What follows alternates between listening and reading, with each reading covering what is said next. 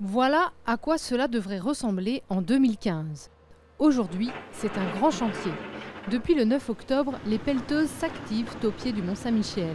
Elles s'attaquent à la digue mise en service en 1879 pour construire la future passerelle.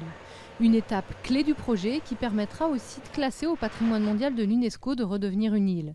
Désormais, à 400 mètres du mont, les marcheurs comme les navettes sont déviés en contrebas.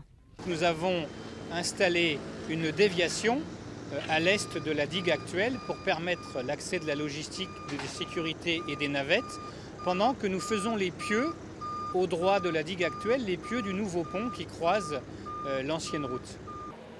Depuis 7 mois, les ouvriers forent dans la vase jusqu'à 30 mètres de profondeur pour fixer les 134 poteaux d'acier de la passerelle.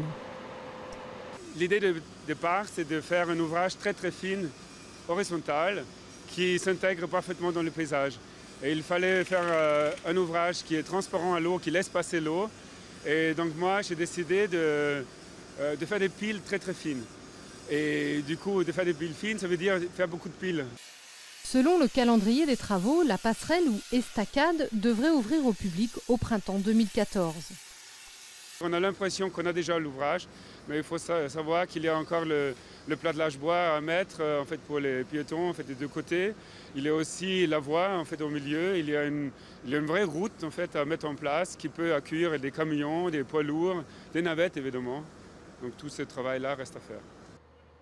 De chaque côté de la future route, les visiteurs pourront se rendre au mont à pied sur des trottoirs en bois au-dessus de l'eau. Avec le barrage sur le Couesnon et ses lâchers d'eau pour désensabler la baie, le niveau du sol baissera de quelques mètres et la mer devrait ainsi reprendre sa place autour du Mont-Saint-Michel, environ 150 jours par an en fonction des marées.